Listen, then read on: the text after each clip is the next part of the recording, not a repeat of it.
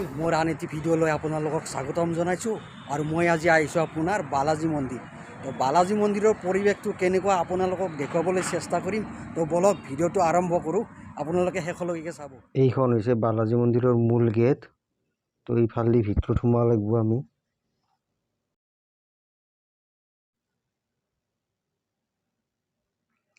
ভিতৰত সোমাই কিনে হাতৰ বাওঁফালে গণেশ মন্দিৰ পাম আমি।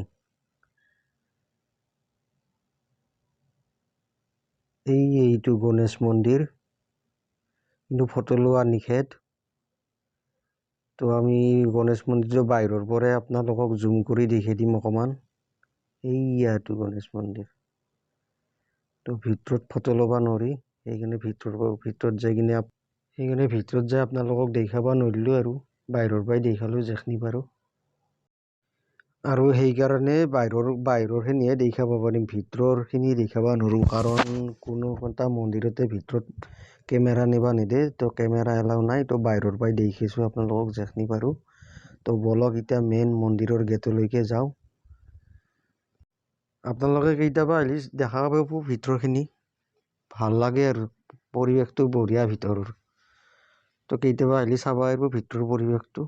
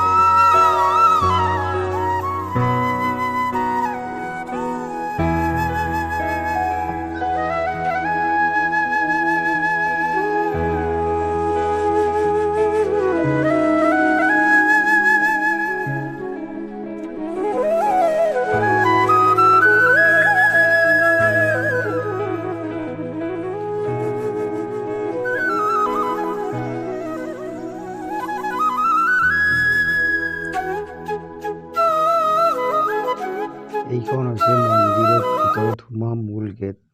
ইয়াৰ ভিতৰত বহুতকেইটা মন্দিৰ আছে। এইখন গেটেদি ভিতৰত যাব পাৰি। এইটো হ'ল মূল গেট আৰু মন্দিৰৰ ভিতৰত যোৱা। কিন্তু মইতো আপোনালোকক ভিতৰতো দেখাব নোৱাৰিম, কাৰণ কেমেৰা এলাও নাই ভিতৰত। তো বাহিৰৰ পৰিৱেশটো আপোনালোকক দেখিছোঁ কেনেকুৱা কি আছে।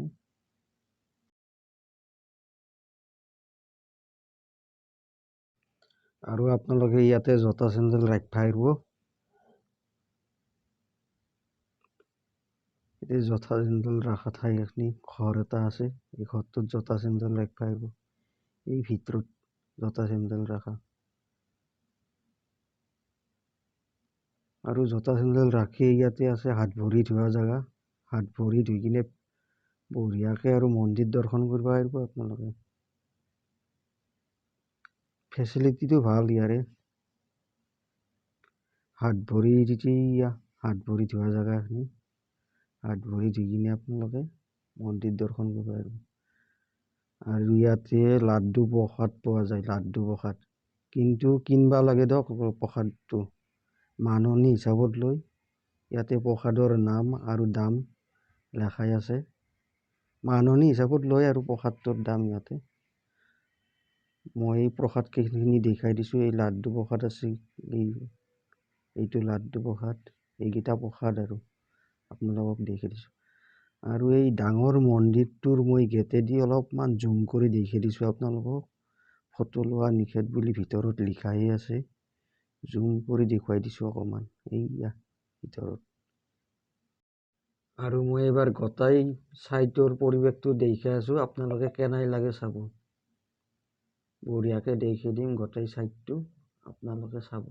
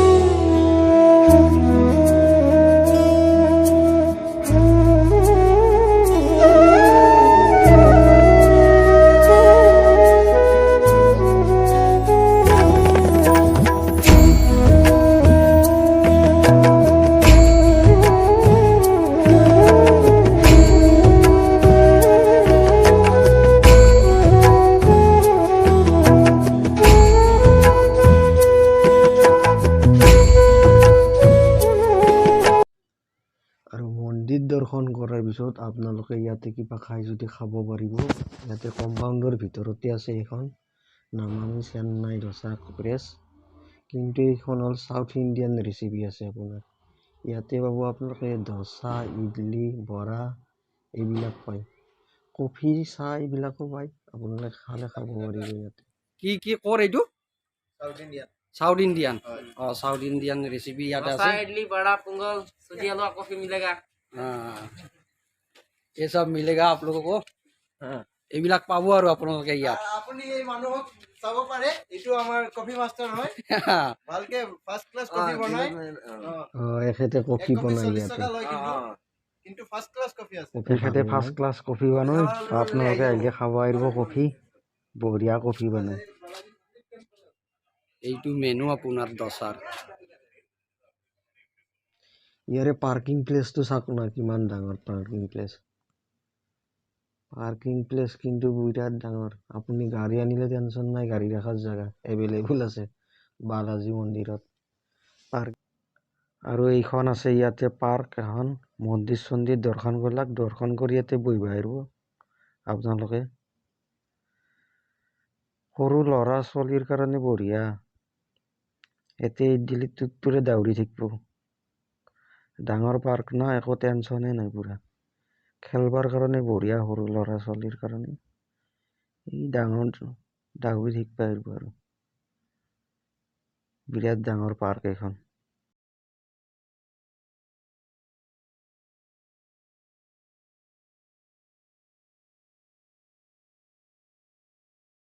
তো বালাজী মন্দিৰৰ বাহিৰৰ পৰা মই যিখিনি দেখাব পাৰি সেইখিনি দেখালোঁ আপোনালোকক। এইখিনিয়ে আৰু, ইয়াতকৈ বেছি আৰু নাই আৰু। বাহিৰৰ পৰা ভিতৰত আছিল আৰু অলপ কিছু দেই, ভাল ভাল মন্দিৰ আছে ভিতৰত, তো আপোনালোকে কেতিয়াবা আহিলে চাব পাৰিব। ভাল পৰিৱেশ আছে, ভাল লাগে চাই কিনে, তো আপোনালোকে কেতিয়াবা আহিব। কিন্তু ইয়াতে ৰাতি 8 বজাত বন্ধ হৈ যায় মন্দিৰটো, 8 বজালৈকে খোলা থাকে ৰাতি।